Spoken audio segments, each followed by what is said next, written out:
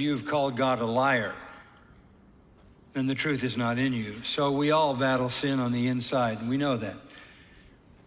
But the war that Paul is talking about here is not internal, it is external. It is the assault from the devil. And I think it's important to understand the pathology of this, and that's what I'd like to share with you this morning.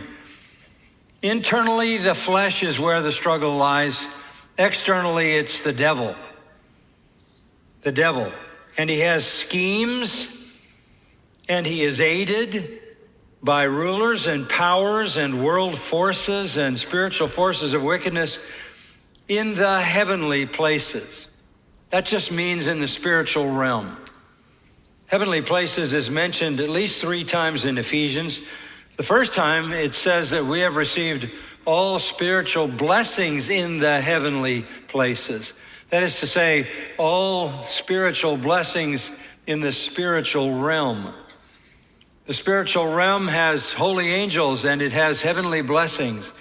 But the spiritual realm also has unholy demons and unholy assaults. So we are the most blessed and the most attacked.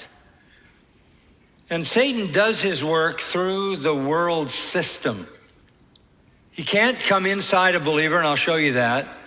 You don't have to worry about the devil getting inside of you. You don't have to worry about demons. There is no place in the New Testament where there is ever an effort to expose a demon in a believer. Why? Well, we'll see that in a moment. Because Satan operates outside of us. He operates inside non-believers. He operates inside of them because they have mutual desires. In John 8, Jesus said to the leaders of Israel, he said, "You are of your father the devil, who is a liar and a murderer, and whose desires are the same as yours." You're a child of the devil because you have the same affections, the same longings, the same desires. But when you become a believer and a new creation, Satan no longer has that internal access. And that is very important for us to understand. Nonetheless, we have to be vigilant because he is in the world. In 2 Corinthians chapter 2 and verse 11, it says that we have to be alert because we don't want any advantage to be taken of us by Satan. And so we cannot be ignorant of his schemes. You don't want to be ignorant about the plans and designs and methods of Satan.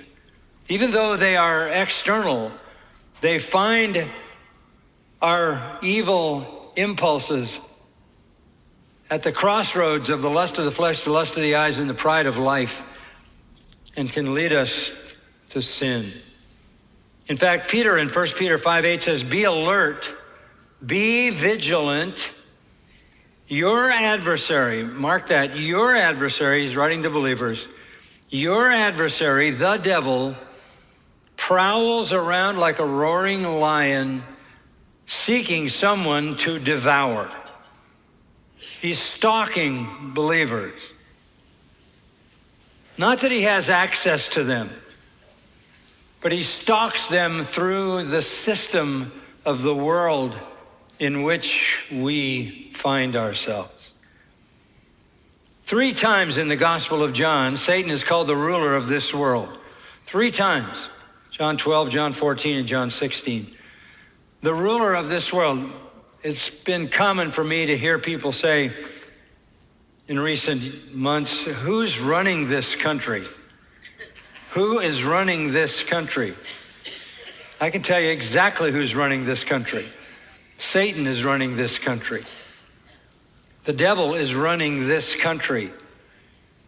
And he runs every other country and every other nation and every other kingdom in the world. He is the ruler of this world. Back in Ephesians 2, he is called in verse 2, the prince of the power of the air, who works in the sons of disobedience. Notice that. He works in the sons of disobedience through the course of this world. So